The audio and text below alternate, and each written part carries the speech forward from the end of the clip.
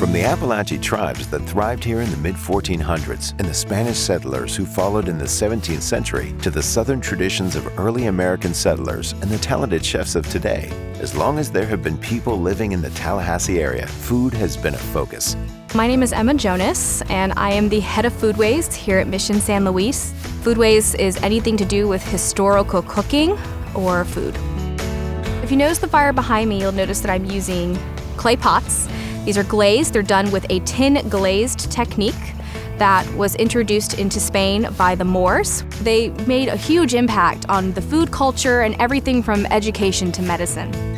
The Spanish preferred to use these flat bottom glazed pots that would have rested on something called a spider, and we would have used a lot of iron and wooden tools. Now the Appalachian, on the other hand, would have used unglazed, round-bottomed pots, and they would have dug a hole in the ground, filled it with hot coals, and set the pot inside so that it rested there on top of the coals, and that's how they did most of their cooking. One of the things that I've noticed is their food culture really came together. So you have the corn and beans of the Appalachia being eaten by the Spanish, and the Appalachia starting to get a taste for things like domestic livestock, like pigs and cattle, and even spices that are being brought in by the Spanish. The availability of local produce varied by season and was a huge influence on what food was prepared. Long before the days of canned or frozen goods, chefs made do with what nature's bounty could provide, but that didn't stop them from being creative. Almost every culture that grew corn, beans, and squash had their version of a succotash, which is what I'm making today. And that is served in a lot of restaurants that have a southern root, and they're really serving a dish that at its core is Native American. And so I think we can definitely say that the Appalachia, while they may have left, their foodways still left a mark on the culture here. So I think, especially with the farm-to-table movement that has kind of hit Tallahassee, I think you're seeing more of a resurgence of that, where they're relying more on freshness. One Tallahassee restaurant that has taken the farm-to-table movement to heart is Backwoods Crossing, opened by two brothers who grew up farming the land just south of town. This background, combined with their love of cooking, led them to open Backwoods Crossing. The farm-to-table movement that's really popular right now kind of seems like this new age thing that we've suddenly discovered. What it really is it's getting us back to the roots of how it was done before. Previously, you couldn't just go to the grocery store and buy vegetables. You had to grow them yourself and then figure out the best way to combine those ingredients and make a delicious meal of food.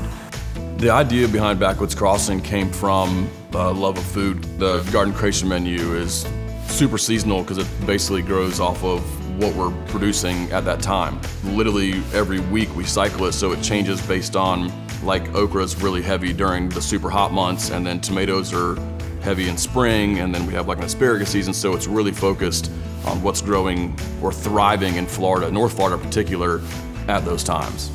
The restaurant's commitment to on-site sourcing soon went far beyond herbs and vegetables. As we started to develop this property and we were like realizing how much land we actually had, we started to take on different ventures. Like we have about 100 chickens on site right now, 1 rooster and 99 hens, so we get about 80 eggs a day, and that goes directly onto our menu. At the Crossing, we're always looking for more sustainable ways and organic things to help the garden thrive. And some of those things are, we import ladybugs to release on site to actually help us combat the bugs. Our rabbits is another thing that we put on site, but make a pathogen-free, super high nitrogen fertilizer that we can just sprinkle anywhere.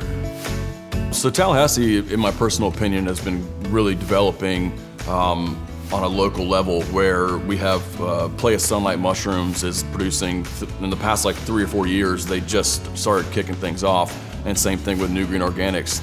They're a microgreen developer that has only been around for about 2 years, and I've watched them grow with my business just because the stuff I'm buying from them helps them produce more, and then they're branching out, and we're kind of all feeding off each other and expanding really well.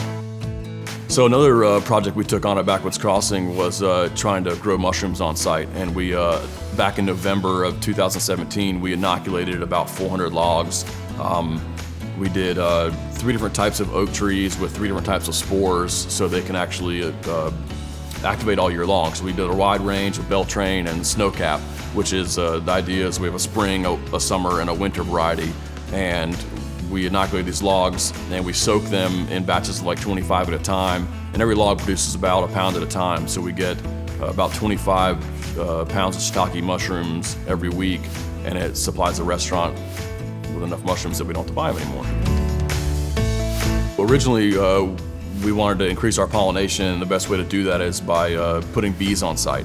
So we got some honeybees, and then it just kind of expanded from there. Our first hive we established, and then we were actually putting a corn bed in, and a wild feral swarm flew over top of me and my gardener, and we went and chased it a mile into the woods with a honey box and caught it and put it on site. And then now we got the full 5 full functioning hives, and we produce about 40 to 50 pounds of honey every 3 months, and our pollination's insane. During summertime, when there's like a squash blossom out there, there's like 6 bees trying to fight for it, you know, and it's just cool.